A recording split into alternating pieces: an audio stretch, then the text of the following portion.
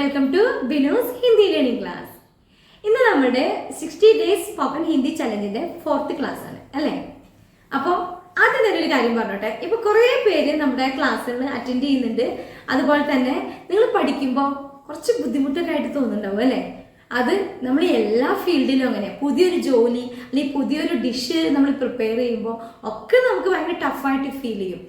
പക്ഷേ പഠിച്ചു കഴിഞ്ഞാൽ അത് വളരെ ഈസിയാണ് അല്ലേ. അതുപോലെ തന്നെയാണ് ഹിന്ദി. നമ്മളെല്ലാം മലയാളീസാണ്. നമ്മൾ മറ്റൊരു ഭാഷ പഠിച്ചെടുക്കുക, അതിൻ്റെ ഒരു ചെറിയൊരു ബുദ്ധിമുട്ടൊക്കെ നമുക്ക് തോന്നും, ഒരു ഹെഡേക്കൊക്കെ പോലും തോന്നും. പക്ഷെ അതൊന്ന് കടന്നു കിട്ടിക്കഴിഞ്ഞാൽ വളരെ പെട്ടെന്ന് നല്ല ഫ്ലുവൻ്റ് ആയിട്ട് നിങ്ങൾക്ക് സംസാരിക്കാനുള്ള കഴിവ് കിട്ടും. അത്രയും കോൺഫിഡൻസോട് കൂടി നിങ്ങൾ ഇരിക്കണം. എന്താ പറയുക, ക്ലാസ്സുകളെല്ലാം അതുപോലെ തന്നെ വളരെ ചെറിയ ക്ലാസ്സുകളാണ്, അതുപോലെ തന്നെ ഫോളോ അപ്പ് ചെയ്യാം. ഓക്കെ, മത്സ്യം നീട്ടുന്നില്ല, നമുക്ക് ഇന്നത്തെ ക്ലാസ്സിലേക്ക് കടക്കാം. ഇന്ന് നമ്മൾ ക്ലാസ് വേറെ ഒന്നുമല്ല, നമ്മൾ കഴിഞ്ഞ ഒരു സ്റ്റോറി പോലെ നമ്മുടെ ഡെയിലി റുട്ടീൻ പറഞ്ഞു. സ്റ്റോറി അല്ല, ഒരു വിവരണം. അപ്പോൾ അതിൽ കുറേ വേർഡുകൾ, നിങ്ങൾ എത്ര വേർഡുകൾ അതിൻ്റെ അർത്ഥങ്ങൾ എഴുതി വെച്ചിട്ടുണ്ട്, അത് നമ്മൾ എങ്ങനെയാണ് സംസാരിക്കുന്നതെന്നാണ്. ഓക്കെ, നിങ്ങൾ നോട്ട്ബുക്ക് എടുത്തിട്ട് അതിൽ ഞാൻ പറയുന്നത് ഒരു വാക്ക്. ഇപ്പൊ ജഗ്ന, ഫസ്റ്റ് നമ്മൾ അതാണ് പഠിച്ചത് അല്ലേ. ജഗ്ന എന്ന് പറഞ്ഞാൽ ഉറക്കം ഉണരുക എന്നാണ്. നിങ്ങൾ മേലെ ജാഗ്ന ഉറക്കം ഉണരുക എന്നെഴുതുക, ഉണരുക. എന്നിട്ട് രണ്ട് സൈഡിലായിട്ട് എഴുതുക. എന്ന് വെച്ച് കഴിഞ്ഞാൽ 5 വാക്കുകൾ. ഇപ്പൊ ജാഗ്ന വെച്ചിട്ട് 5 സെന്റൻസ് ആണ് ഞാൻ പഠിപ്പിക്കുന്നത്. നമ്മളിപ്പോ നടക്കുന്ന കാര്യം, കഴിഞ്ഞു പോയ കാര്യം, ഇനി വരാനിരിക്കുന്നത്, പ്രസന്റ്, പാസ്റ്റ്, ഫ്യൂച്ചർ. അതാണ് നമ്മൾ സംസാരിക്കാൻ പഠിക്കുക. ഒറ്റയടിക്ക് നമ്മൾ പഠിക്കുവാണ് ആ വേർഡിനെ ഏതൊക്കെ രീതിയിൽ സംസാരിക്കാൻ ഉപയോഗിക്കാണ്. ഓക്കെ, അത് മാത്രമല്ല 2 രീതിയിൽ അതിൽ നിന്ന് ക്വസ്റ്റ്യൻ ഉണ്ടാക്കുന്നുണ്ട്. അപ്പൊ നിങ്ങൾ ചെയ്യേണ്ടത് ഇത്ര മാത്രം. ഒരു സൈഡിൽ നിന്ന് വേറെ ഒരു ഞാൻ പറഞ്ഞ വാക്ക് സെന്റൻസ് എഴുതി അതിൻ്റെ അടിയിൽ മലയാളം എഴുതി പിന്നെ അടുത്ത അങ്ങനെ എഴുതരുത്. അത് ഭയങ്കരമായിട്ട് കൺഫ്യൂഷൻ ആക്കും. ഞാൻ പറയുന്ന 5 മലയാളം ഒരു സൈഡിൽ, അതിന്റെ ആൻസർ ഇപ്പുറത്തെ സൈഡിൽ. മനസ്സിലായോ? മലയാളം സെന്റൻസ് ഒരു സൈഡിലാണെങ്കിൽ നോട്ട്ബുക്കിൽ ഇപ്പുറത്തെ സൈഡിൽ നേരെ നിങ്ങൾ ആൻസർ ചെയ്ത് പോകണം. അങ്ങനെയാണെങ്കിൽ ഞാൻ അടുത്ത വേർഡ് വരുമ്പോൾ ഓട്ടോമാറ്റിക്കലി നിങ്ങൾക്ക് നോക്കിക്കൊണ്ട് തന്നെ ആൻസർ ചെയ്യാൻ പറ്റും. അതുകൊണ്ടാണ് അത് മറക്കരുത്. ഓക്കെ, അപ്പൊ നമ്മൾ പഠിച്ചതില്ലേ ഫസ്റ്റ് സെന്റൻസ് ജഗ്ന. ജഗ്ന എന്ന് പറഞ്ഞു കഴിഞ്ഞാൽ ഉണരുക. ഉണരുക വെച്ചിട്ട് നമ്മൾ പറയണം അവൻ ഉണർന്നു. ഓക്കെ, അവൻ ഉണർന്നു എങ്ങനെയാ പറയാ? അതൊരു പ്രസന്റ്, നമ്മളിപ്പോ നടന്ന കാര്യം അല്ലെ. അവൻ ഉണർന്നു. വോ ജാഗയ അല്ലെങ്കിൽ വഹ് ജാഗയ. ഓക്കെ, ഇനി സ്ത്രീലിംഗാണെങ്കിലോ വോ ജാഗയ, വഹ് ജാഗയ. ഇത്രയേ ഉള്ളൂ. ഇനി കഴിഞ്ഞു പോയ കാര്യം എന്ന് പറയുമ്പോൾ എങ്ങനെയാണെന്ന് വെച്ച് കഴിഞ്ഞാൽ അവൻ ഉണർന്നിരുന്നു, നീ വരുമ്പോൾ അവൻ ഉണർന്നിരുന്നു, അങ്ങനെയാണ് പറയാം. അപ്പൊ ഉണർന്നിരുന്നു എന്ന് പറയുമ്പോൾ എങ്ങനെയാ? വോ ജാഗയ ഥ. മനസ്സിലായോ? ഥ തി, വോ ജാഗയി തി. ഇപ്പൊ നമ്മൾ ഇതിൽ നിന്ന് തന്നെ സ്ത്രീലിംഗോ പുല്ലിംഗോ മനസ്സിലാക്കി പോവാ. ആ ശബ്ദത്തിൽ അവസാനിക്കുന്നതെല്ലാം ജാഗയ, ഇവിടെ ജാഗയി, ഇവിടെ ജാഗയ ഥ, ഇവിടെ ജാഗയി തി. മനസ്സിലായോ? ഈസിയാണ്. ആദ്യത്തെ ഒരു ടഫേ നിങ്ങൾക്ക് ഉണ്ടാവണം. പിന്നെ നമ്മളിത് കണ്ടിന്യൂ ഇങ്ങനെ സെന്റൻസുകൾ പഠിച്ചുകൊണ്ടിരിക്കും. അപ്പൊ നിങ്ങൾക്ക് ഈസി ആയിട്ട് നിങ്ങൾ ഓട്ടോമാറ്റിക്കലി പറഞ്ഞു. ഓക്കെ, ഇനി അടുത്ത ഫ്യൂച്ചർ ആയിട്ട് വരുന്നത് അവൻ ഉണരും. 5 മണിക്ക് അവൻ ഉണരും. ഞാൻ വലിയ സെന്റൻസ് ആയിട്ട് പഠിപ്പിക്കുന്നില്ല. ഇപ്പൊ നമ്മൾ ചെറിയ സെന്റൻസ് ആയിട്ടാണ് പഠിപ്പിക്കുന്നത്. ഇനി ഇവിടെ അങ്ങോട്ട് പോകുന്തോറും സെന്റൻസിന്റെ നീളം കൂടും, പിന്നെ പാരഗ്രാഫ് ആവും, കമ്മ്യൂണിക്കേഷൻ ആവും. അതെല്ലാം നമുക്ക് സ്റ്റെപ്പ് ബൈ സ്റ്റെപ്പ് ചെയ്യാം കേട്ടോ. ഇപ്പൊ നമുക്ക് പറയാം ഉണരും. അവൻ 5 മണിക്ക് ഉണരുന്നതാണ്. അപ്പൊ അവൻ ഉണരും എന്ന് പറയുകയാണെങ്കിലോ വോ ജാഗ് ജായേഗ, വോ ജാഗ് ജായേഗി. മനസ്സിലായോ? ഇത്രയേ ഉള്ളൂ. ഇനി നമ്മൾ ഇതിനെ 2 ക്വസ്റ്റ്യൻ ആക്കാം. അവൻ ഉണർന്നോ എന്നെങ്ങനെ ചോദിക്കാം? ക്യാ വോ ജാഗയ, ക്യാ വോ ജാഗയി എന്ന് പറഞ്ഞു കഴിഞ്ഞാൽ അവൻ ഉണർന്നു അല്ലെങ്കിൽ അവൾ ഉണർന്നോ. അതിന്റെ എന്താ സംഭവിച്ചത്? നമ്മൾ ഈ നിങ്ങൾക്ക് സൈഡിൽ നിങ്ങൾ എഴുതിയിരിക്കുകയല്ലേ, ആ സെന്റൻസിന്റെ മേളിൽ നോക്കൂ. ആ സെന്റൻസിന്റെ മുൻപിൽ ഒരു ക്യാ വെച്ചെന്നേ ഉള്ളൂ. അവൻ ഉണർന്നു എന്നുള്ള സെന്റൻസിന് മുൻപിൽ ഒരു ക്യാ വെച്ചു, അത്രേ ഉള്ളൂ. അപ്പൊ വോ ജാഗയ, ക്യാ വോ ജാഗയ.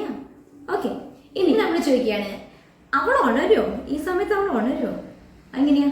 ക്യാ വോ ജാഗ് ജായേഗി, ക്യാ വഹ് ജാഗ് ജായേഗ. വഹ് എന്നുള്ളത് ഞാൻ ഇടയ്ക്ക് വോ എന്ന് പറയട്ടോ. അത് നമ്മൾ സംസാരിക്കുമ്പോൾ വഹ് എന്നുള്ളത് സംസാരത്തിൽ വരാറില്ല, വോ എന്നുള്ളതേ വരാറുള്ളൂ. ഓക്കെ, അതുകൊണ്ടാണ് ഞാൻ ഇടയ്ക്കിടയ്ക്ക് വഹെന്നും വോ എന്നും പറയുമ്പോൾ രണ്ട് സെന്റൻസ് അല്ല, ഒറ്റ സെന്റൻസ് ആണ് കേട്ടോ. നിങ്ങൾ എന്തെങ്കിലും ഒരു സംസാര രീതിയിൽ വോ എന്ന് തന്നെ നമുക്ക് യൂസ് ചെയ്യാം. ഓക്കെ, അപ്പൊ ഇത്രയേ ഉള്ളൂ. ഈ 5 സെന്റൻസ് ആണ് നമ്മൾ ഇനി ഓരോ വാക്കുകളും ഇതുപോലെ 5 സെന്റൻസുകൾ വെച്ചിട്ടാണ് പഠിക്കുന്നത്. ഓക്കെ, വളരെ എളുപ്പമാണ്. ഇനി നമുക്ക് അടുത്ത സെന്റൻസ് എന്താ പഠിച്ചേ? കർണ അല്ലേ? ഓക്കെ, കർണ എന്ന് പറഞ്ഞു കഴിഞ്ഞാൽ ചെയ്യുക. അപ്പോൾ ഞാനത് ചെയ്യുകയാണ്, അതെങ്ങനെയാ പറയാം? പ്രസന്റിൽ നമ്മൾ ഞാനത് ചെയ്യുക എന്ന് പറയില്ലേ, അതെങ്ങനെയാ? മേ വോ കർ രഹാ ഹൂം, കർ രഹി ഹൂം. ഓക്കെ, സ്ത്രീയും പുരുഷനുള്ള ഡിഫറൻസ് മനസ്സിലാക്കി പഠിക്കാം. ഇനി ഞാനത് ചെയ്ത് കഴിഞ്ഞിരുന്നു. അത് ഞാൻ എപ്പോഴേ ചെയ്ത് കഴിഞ്ഞിരുന്നു എന്ന് പറഞ്ഞാലോ? മേനെ വോ കിയാത. ഇതിനൊരു ഡിഫറൻസ് ഉണ്ട്. അല്ലെങ്കിൽ കർ ദിയാത. ഓക്കെ ഓക്കെ, ഞാനത് ചെയ്യും എന്നാണെങ്കിലോ? ഞാനത് പിന്നെ ചെയ്യും. അപ്പൊ എന്താ പറയാ? മേ വോ കരുങ്കി, അല്ലെങ്കിൽ കരുങ്ക, അല്ലെങ്കിൽ കർദൂങ്കി, കർദൂങ്ക. അങ്ങനെ ഒരുപാട് വാക്കുകളുണ്ട്. ഇപ്പൊ ഞാൻ ഇത് എഴുതി തരുന്നത് മാത്രം നിങ്ങൾ പഠിച്ചാൽ മതി. ഇതെല്ലാം ഒരേ അർത്ഥം വരുന്നതാണ് കേട്ടോ. ഓക്കെ, ഇനി നമ്മൾ ഇതിന്റെ ക്വസ്റ്റ്യൻസ് രണ്ടെണ്ണം അല്ലെ. നീ അത് ചെയ്തോ എന്നെങ്ങനെ ചോദിക്കുക? ക്യാ ആപ്നെ വോ കിയ എന്ന് വെച്ച് കഴിഞ്ഞാൽ നീ അത് ചെയ്തോ. ഇനി നമ്മൾ ആ ക്യാ എന്നുള്ളത് മുന്നിൽ വെച്ച് ഇനിയിപ്പോ ആപ്നെ വോ കിയ ഹെ ക്യാ എന്നും ചോദിക്കാം കേട്ടോ. അങ്ങനെ ചോദിച്ചാലും തെറ്റില്ല. പക്ഷെ നമ്മൾ പഠിക്കുമ്പോൾ ഒരു ഫോർമാറ്റിൽ അങ്ങ് പഠിച്ചു ക്യാ നമുക്ക് മുമ്പിൽ വെക്കാം. ഇനി നീ അത് ചെയ്യുമോ? ക്യാ ആപ് വോ കരോഗേ. ഇത്രയേ ഉള്ളൂ, വളരെ ഈസിയാണ്. ഇനി അടുത്തത് നഹാന. നഹാന എന്ന് പറഞ്ഞാൽ പറഞ്ഞു തന്നു കുളിക്കുക അല്ലേ. അപ്പൊ അവൾ കുളിക്കുകയാണ്, അല്ലെങ്കിൽ അവൻ കുളിക്കുകയാണ്. വോ നഹ രഹാ ഹേ.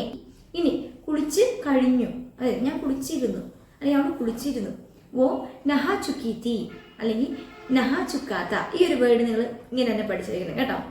ഇനി അവൾ കുളിക്കും എന്നാണെങ്കിലോ? നഹായേകി, വോ നഹായേക. ഇത്രയേ ഉള്ളൂ. ഇനി ഇതിന്റെ ക്വസ്റ്റ്യൻസ്. നീ കുളിച്ചോ? അതെങ്ങനെ ചെയ്യാം? ക്യാ നഹാലിയ. മനസ്സിലായോ? ഇനി നീ കുളിക്കുമോ? ക്യാ നഹോകെ. മനസ്സിലാവണ്ട. ഇതിങ്ങനെ തന്നെ നിങ്ങൾ ചോദിച്ച് പഠിച്ചാൽ മതി. കുറച്ച് കഴിയുമ്പോൾ നമ്മളിതിനെ ഞാൻ ഹോംവർക്സ് എല്ലാം തരും. അപ്പം നിങ്ങൾ ഓട്ടോമാറ്റിക്കലി മൈൻഡിൽ നിന്ന് എടുത്ത് എഴുതിക്കോളും. അത് നിങ്ങൾക്ക് വരും, അത് 100% ഷുവറാണ്. ഓക്കെ, അടുത്തത് ഭക്ഷണം കഴിക്കുക അല്ലെ. ഖാന ഖാന, അതാണ് പറയാം, ഭക്ഷണം കഴിക്കുക. ഞാൻ ഭക്ഷണം കഴിക്കുകയാണ്, അല്ലെങ്കിൽ അവൻ ഭക്ഷണം കഴിക്കുകയാണ്. വോ ഖാന ഖാ രഹാ ഹേ, ഖാന ഖാ രഹി ഹേ. ഓക്കെ, ഇനി ഞാൻ ഭക്ഷണം കഴിച്ചു, അല്ലെങ്കിൽ അവൻ ഭക്ഷണം കഴിച്ചു കഴിഞ്ഞു അല്ലെ, കഴിച്ചിരുന്നു. എങ്ങനെയാ പറയാ? ഖന ഖാലിയ ഥ എന്ന് പറഞ്ഞാൽ ഥ വന്നു അല്ലെ, കഴിച്ചു കഴിഞ്ഞു. ഇനി കഴിക്കും എന്നാണെങ്കിലോ? ഖന മേ ബാദുമേ ഖാവുങ്കി, അല്ലെങ്കിൽ മേ ബാദുമേ ഖാവുങ്ക. പിന്നെ കഴിച്ചോളാം. ബാദുമേ എന്ന് പറഞ്ഞാൽ പിന്നെ. വോ ഖാവുങ്ക, ഖാവുങ്കി. ഓക്കെ, ഇനി ഇതിന്റെ ക്വസ്റ്റ്യൻ എങ്ങനെയാ? നീ ഭക്ഷണം കഴിച്ചോ? ക്യാ ആപ്നെ ഖാന ഖായ എന്ന് ചോദിക്കാം, ഖാലിയ എന്ന് ചോദിക്കാം കേട്ടോ. ഇനി നീ കഴിക്കുമോ എന്ന് ചോദിക്കുകയാണെങ്കിൽ ഇത്തിരി റെസ്പെക്റ്റോടെ ഖാന ഖാവുങ്കി, ഖാവുങ്കി. ഓക്കെ, ഇനി നമ്മൾ എന്താ പറഞ്ഞാൽ ഓഫീസിലോ അല്ലെങ്കിൽ സ്കൂളിലോ പോകുന്ന കാര്യമാണ് അല്ലേ, ജാന. ഓക്കെ, ജാന എന്ന് പറഞ്ഞാൽ പോവുക. അപ്പോൾ അവൻ പോകുന്നു എന്ന് പറഞ്ഞാൽ വോ ജാ രഹാ ഹേ, സ്ത്രീയാണെങ്കിൽ ജാ രഹി ഹേ. അവൻ പോയി എന്ന് പറയുമ്പോൾ നല്ല ഡിഫറൻസ് ഉണ്ട്. വോ പോയി, പോയി എന്ന് പറഞ്ഞാൽ ഗയ, അല്ലെങ്കിൽ പോയിരുന്നതാണെങ്കിൽ ഗയാത്ത. ഞാൻ അവിടെ പോയിരുന്നു, മേ ഉദർ ഗയിത്തി. മനസ്സിലായോ ഡിഫറൻസ്? പോയി എന്ന് പറയുമ്പോൾ ഗയ എന്നാണ് മീനിങ് വരുന്നത്. ഓക്കെ, അപ്പൊ ജാന എന്നുള്ളത് അതിൽ വരുന്നില്ല കഴിഞ്ഞ കാര്യം പറയുമ്പോൾ. ഇനി അവൾ പോകും, ഓ ജായേഗി, അല്ലെങ്കിൽ അവൻ പോകും, ഓ ജായേക. മനസ്സിലായോ? ഇനി ഇതിന്റെ ക്വസ്റ്റ്യൻസ് ആണ്. ഇതിന്റെ ക്വസ്റ്റ്യൻസ് എങ്ങനെയാ ചോദിക്കുക? അവൻ പോയോ എന്ന് ചോദിക്കുകയാണ് നമ്മൾ, ഒരാളോട് ചോദിക്കുക. അപ്പൊ എങ്ങനെയാ? ക്യാ വോ ചലാ ഗയ. ഇനി ക്യാ വോ ഗയ എന്ന് ചോദിച്ചാലും ശരിയാണ്. കുറച്ചുകൂടി നന്നായിട്ട് ചോദിക്കണേ ചലാ ഗയ, പോയോ എന്നാണ്. ഓക്കെ, ഇനി എന്തുവാ? അവൾ പോകുമോ? ക്യാ വോ ജായേഗി. മനസ്സിലാവുന്നുണ്ടോ? ഇത് നിങ്ങൾ ഇങ്ങനെ ഓരോ സെന്റൻസും മേലെ നോക്കിക്കഴിഞ്ഞാൽ മനസ്സിലാവും നമ്മൾ പ്രസന്റും പാസ്റ്റും ഫ്യൂച്ചറാണ് സംസാരിക്കുന്നത്. അതിൽ നിന്നുമാണ് ക്വസ്റ്റ്യൻ ഉണ്ടാക്കിയിരിക്കുന്നത്. അപ്പൊ ആ വാക്കിന്റെ തന്നെ മുമ്പിൽ ചിലതിന് മാത്രം ഡിഫറൻസ് ഉണ്ടാവുള്ളൂ. അത് നിങ്ങൾ നോക്കുക, പഠിക്കുക. ഓക്കെ, ബാക്കി അതിന്റെ മുൻപിൽ നമ്മൾ ക്യാ എന്ന് വെക്കുമ്പോൾ അത് ക്വസ്റ്റ്യനായി. അപ്പൊ നിങ്ങൾക്ക് ക്വസ്റ്റ്യൻ ആയിട്ടും ചോദിക്കാം, ആൻസർ ആയിട്ടും പറഞ്ഞു പഠിക്കാം. ഇനി അടുത്ത സെന്റൻസ് പഠിക്കുക അല്ലെ. ഞാൻ പഠിക്കുകയാണ് എന്നാണ് നമ്മൾ പറയണമെങ്കിൽ എങ്ങനെയാ പറയാ? സ്റ്റുഡൻസ് ഞാൻ പഠിക്കുകയാണ്. മേ പടായി കർ രഹാ, പട് രഹാ എന്ന് പറയരുത്. പട് എന്ന് പറഞ്ഞാൽ ഞാൻ പറഞ്ഞിരുന്നു വായിക്കുക എന്നാണ്. പഠിക്കുക എന്ന് പറയുന്നത് പടായി കർണ എന്നാണ് കേട്ടോ. മേ പടായി കർ രഹാഹും അല്ലെങ്കിൽ കർ രഹീഹും. അതല്ല കഴിഞ്ഞിരുന്നു എന്ന് പറയുമ്പോൾ പടായി കർ ലിയാത്ത. പഠിക്കുമെന്നാണെങ്കിൽ പടായി കറുങ്ക, പടായി കറുങ്കി. മനസ്സിലായോ? ഇനി പടായിക്ക് വേറൊരു മീനിങ് ഉണ്ട്. മീൻസ് നമ്മൾ പഠിക്കുക എന്നുള്ള അർത്ഥത്തിന് ഒരു വാക്കുണ്ട് സീഖ്ന.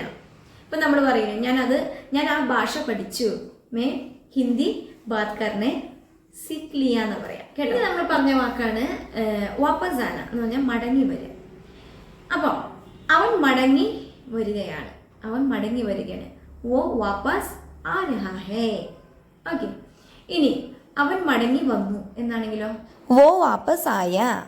ഇനി വരും എന്നാണെങ്കിലോ വോ വാപ്പസ് ആയേക. ഓക്കെ.